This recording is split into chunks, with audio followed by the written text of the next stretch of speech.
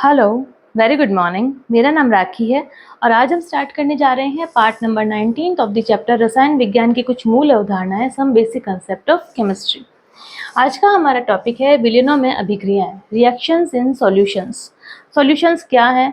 Mostly हम जब lab में जाएंगे, लैब में प्रयोगशाला में जाएंगे, तब जब जो रिएक्शंस करवाई जाएगी तो सारी रिएक्शंस मोस्टली सॉल्यूशन में होगी, विलयन के रूप में होगी। ये सॉल्यूशन है क्या? सॉल्यूशन बनते किससे हैं? Solution A plus B gives an A B. ये ए बी क्या है? जैसे कि विलेय सॉल्यूट और विलायक सॉल्वेंट मिलकर विलयन का निर्माण करते हैं। कोई पदार्थ जिसे हमें किसी में घोलना है, जो पदार्थ घोलना है उसकी मात्रा हमेशा थोड़ी कम होती है कंपेयर टू विलायक के जिसमें घोला जाता है, और इन दोनों का जो द्रव्यमान है उसका योग हो जाता है सॉल्यूशन का जो द्रव्यमान है। तो solute plus solvent gives an solution बनता है। ये है विलयन। अच्छा, सांद्रता किसे कहते हैं? विलय की मात्रा, जो सॉल्यूट है उसकी जो क्वांटिटी है, उसकी जो मात्रा है, वो विलायक के अंदर कहें या विलयन के अंदर कहें। अगर सॉल्यूट की मात्रा विलायक में कहो या विलयन में कहो, दोनों में जो देखा जाता है वो उसकी सांद्रता कहलाती है। जैसे कि हम 1 चम्मच चीनी को किसी 1 गिलास पानी में डिसॉल्व कर रहे हैं, तो वो 1 चम्मच चीनी जो है वो है सॉल्यूट, जो 1 गिलास पानी है वो है सॉल्वेंट, और इस तरीके से जो बनने वाला सोल्यूशन है वो है सॉल्यूशन। समझ रहे हैं बच्चों? चीनी जो है वो विलेय, जल है जो चीनी को घोल रहा है अपने में वो है विलायक, और इन दोनों का जो सॉल्यूशन बनता है वो विलयन है।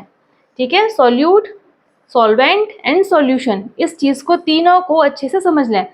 सॉल्यूट की मात्रा कंपेयर टू थोड़ी कम होती है, इसका अमाउंट कम होता है, सॉल्वेंट का अमाउंट ज़्यादा होता है, और इस तरीके से इन दोनों के जो द्रव्यमान का योग है वो सॉल्यूशन का द्रव्यमान है। हम बात कर रहे थे सांद्रता की, जो है कंसंट्रेशन।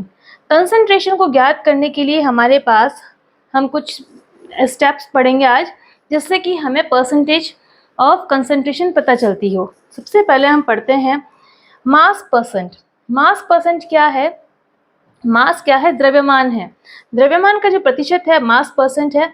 मास परसेंट को परिभाषित करने के लिए, जैसे मास ऑफ द कंपोनेंट पर 100 gram of solution. Mass of the component, mass of the component, ये कंपोनेंट की बात क्या हो रही है? हमें किसी का भी कंपोनेंट का मास ज्ञात करना होता है। हमें कोई भी कंपोनेंट दे दिया है कि इस सोल्यूशन के अंदर ये कंपोनेंट है, इसका मास परसेंट हमें ज्ञात करना है। वो कंपोनेंट है पर 100 gram of solution. 100 gram of solution के अंदर उसका कितना परसेंट है वह कहलाता है कंपोनेंट मास परसेंट। जैसे कि mass percent is equals to क्या है? विलेय का द्रव्यमान, जो विलेय ये सॉल्यूट है, सॉल्यूट का द्रव्यमान अपॉन विलयन का द्रव्यमान अपॉन सॉल्यूशन का द्रव्यमान। टोटल द्रव्यमान जो है A B, A upon A B into 100। Normal इसी तरीके से किया जाता है प्रतिशत। तो इस तरीके से हम प्रतिशत निकाल रहे हैं किसका? ए का। ए का प्रतिशत कैसे निकल जाएगा? जैसे सॉल्यूट का विलेय का द्रव्यमान अपॉन विलयन का द्रव्यमान, सॉल्यूशन का द्रव्यमान इंटू 100, इस तरीके से निकलता है मास परसेंट। मास परसेंट को शो किया जाता है किससे? W upon W, weight upon weight, small w upon capital W। जैसे कि ये देखिए मैंने दिखाया है, इसमें small w upon capital W, इस तरीके से इसको प्रदर्शित किया जाता है, वेट अपॉन वेट। ये है मास परसेंट। अगर हमें दे रखा हो मास परसेंट ना लिखकर W अपॉन W लिखा है कहीं पर, तो इसका अर्थ यही है कि ये मास परसेंट की बात की जा रही है। जैसे कि 10% W अपॉन W, ये 10% क्या है? ये 10% मास परसेंट है। 10% मास परसेंट ऑफ NaCl का विलयन है हमारे पास। तो इसका मतलब क्या है? अगर किसी ने दे दिया हमें कि ये देखिए ये 10% NaCl का विलयन है, तो इसका मतलब आप बताइए इसमें NaCl कितना है? अगर 10% NaCl का विलयन है तो उसका मतलब 10 ग्राम तो उसमें NaCl है। 10 ग्राम अगर NaCl है पूरे 100 ग्राम में से, अगर 100 ग्राम में से 10 ग्राम तो NaCl है, तो शेष बचा 90 ग्राम जो है वो जल है। तो इस तरीके से NaCl का जो 10% का जो W अपॉन W, ये क्या है? मास परसेंट जो है उसमें 10 ग्राम NaCl है और शेष बचा 90 ग्राम जो है वो जल है।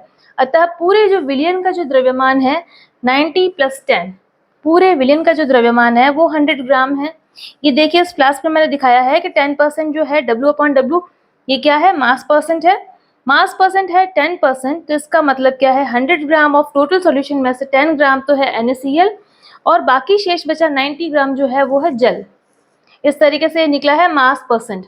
दूसरा आता है सांद्रता ज्ञात करने की जो दूसरी विधि है वह है वॉल्यूम परसेंट यानी आयतन प्रतिशत। आयतन प्रतिशत यानी volume of A plus volume of B gives then volume of A B. यहाँ देखिए, जब ए और बी दोनों ही सोल्यूशन के रूप में हैं तब वॉल्यूम परसेंट निकाला जाता है। वॉल्यूम परसेंट को परिभाषित करने के लिए, जैसे कि हमने ये मास परसेंट को परिभाषित किया था, तो इसी तरीके से वॉल्यूम परसेंट को परिभाषित करना, जहाँ पे मास है वहाँ पे वॉल्यूम आ जाएगा। वॉल्यूम ऑफ द कंपोनेंट पर 100 parts of volume of the solution is volume percent, और जिसे कि डिनोट किया जाता है small v upon capital V। V क्या है? वॉल्यूम अपॉन वॉल्यूम से इसे शो किया जाता है। तो volume percent is equal to volume of A upon volume of A plus volume of B into 100। इस तरीके से वॉल्यूम परसेंट निकाला जाता है।